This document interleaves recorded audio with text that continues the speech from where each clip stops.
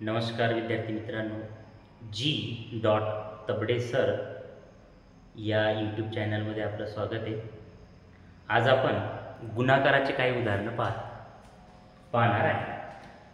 स्क्रीनवर तुम्हाला 3 प्रकारचे गुणाकार दिसतात: साधा गुणाकार, अपूर्णांकाचा गुणाकार आणि दशांश अपूर्णांकाचा गुणाकार। हे 3 गुणाकार तुम्हाला यायला पाहिजे।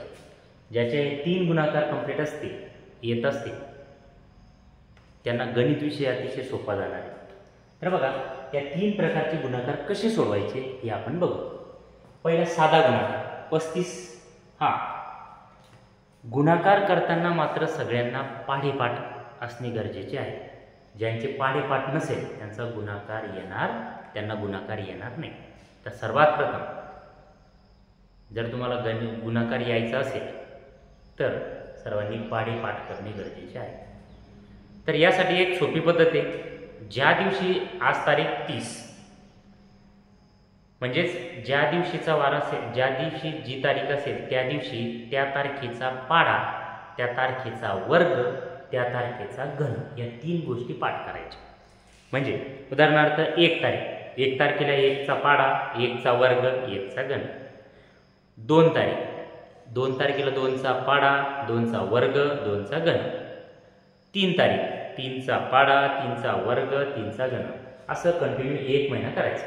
1 महिन्यामध्ये तुमचे अर्धे वर्ग, अर्धे घन आणि अर्धे पाढे पाठ झाल्याशिवाय राहणार नाही। दुसऱ्या महिन्यामध्ये आणखी राहिलेले पाढे, वर्ग, घन तुमचे पाठ होईल। आणि असे 2 महिने तुम्ही जर कंटिन्यू केलं, सराव केला तर निश्चितच 1 ते 30 पर्यंत तुमचे सर्व पाढे, सर्व वर्ग आणि सर्व घन पाठ झाल्याशिवाय राहणार नाही। तर मित्रांनो, असं करा। असं केल्यानंतर तुम्हाला गुणाकार पाढेपाठ होईल। पाढेपाठ झाले तर गुणाकार सोपा होईल। तर बघा, स्क्रीनवर जे 3 प्रकारचे गुणाकार दिसतात: साधा गुणाकार, अपूर्णांकाचा गुणाकार आणि दशांश अपूर्णांकाचा गुणाकार। म्हणजे इथं पॉईंटचा गुणाकार कसा करायचा हे बऱ्याच विद्यार्थ्यांना खूप अवघड वाटणारा घटक आहे। तर बघा, यामध्ये सगळ्यात प्रथम आपण साधा गुणाकार करू आणि साधा गुणाकार करून मग आपण अपूर्णांकासारख्या गुणाकाराकडे जाऊ। साधा गुणाकार करताना 35चा पाढा जर पाठ असेल तर 35 डायरेक्ट गुणून घ्यायचं। जर पाढा पाठ नसेल तर 35 या अंकाच्या एकक स्थानच्या अंकांना अगोदर 4 अंकांना, वरच्या 4 अंकांना गुणून घ्यायचं। बघा, 5 ने 0ला गुण। आता इथं 0 आहे। तर बघा, एक गोष्ट लक्षात घ्या, कोणत्याही संख्येने जर 0ला गुणलं, म्हणजे कोणत्याही संख्येने, सांगा एखादी संख्या, समजा आपण उदाहरणार्थ घेतले 18 या संख्येने जर आपण 0ला गुणलं तर उत्तर किती येणार आहे? 0।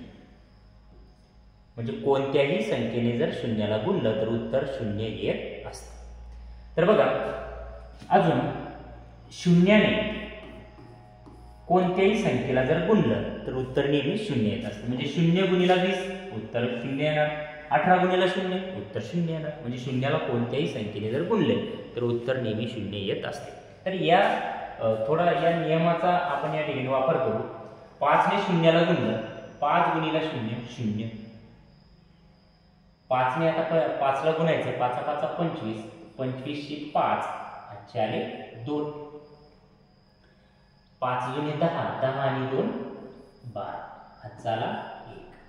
5 त्रिक 15, 15 आणि 1 16। बघा, 5 ने गुणून आलेला गुणाकार आपण या ठिकाणी लिहिलेला आहे।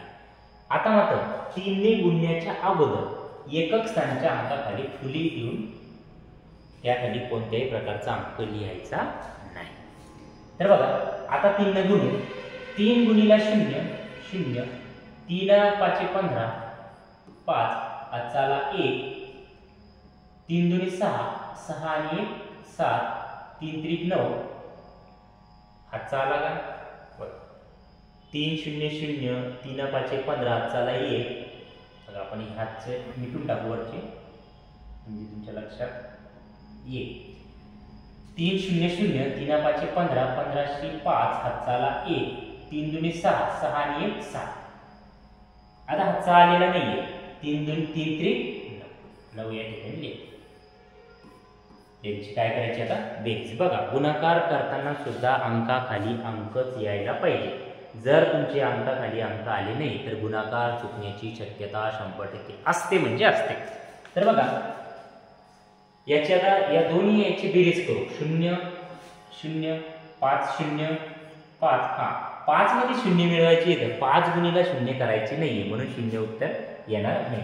5 मध्ये 0 मिळवले 5, 2 मध्ये 5 मिळवले 7, 6 मध्ये 7 मिळवले 13, 13 चे 3 हातचाला 1 1 इथं खाली जरी लिहिलं तरी चालतं.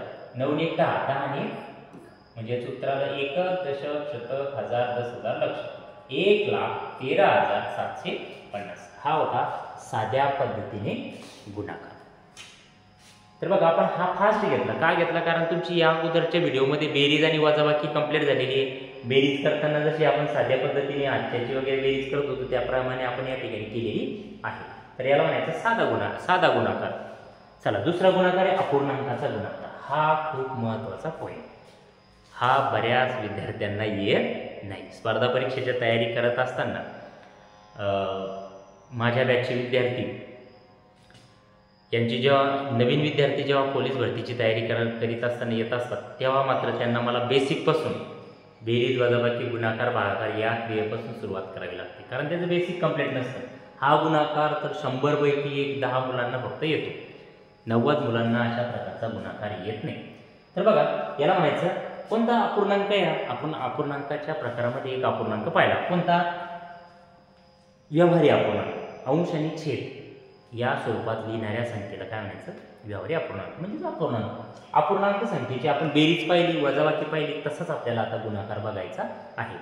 आणि असाच आपल्याला पुढच्या व्हिडिओमध्ये भागाकार सुद्धा बघायचा आहे. चला मग अशा अपूर्णांकाची बेरीज गुणाकार करूया आपण. गुणाकार करताना अंश अंश पहिल्याचा अंश दुसऱ्याचा अंश अंशांशाचा गुणाकार आणि छेदाछेदांचा गुणाकार करत असतात. या ठिकाणी तिरपा गुणाकार करायचा नाही. ही गोष्ट सगळ्यांनी लक्षात घ्यायची. तर बघा पहिल्याचा अंश दुसऱ्याचा अंश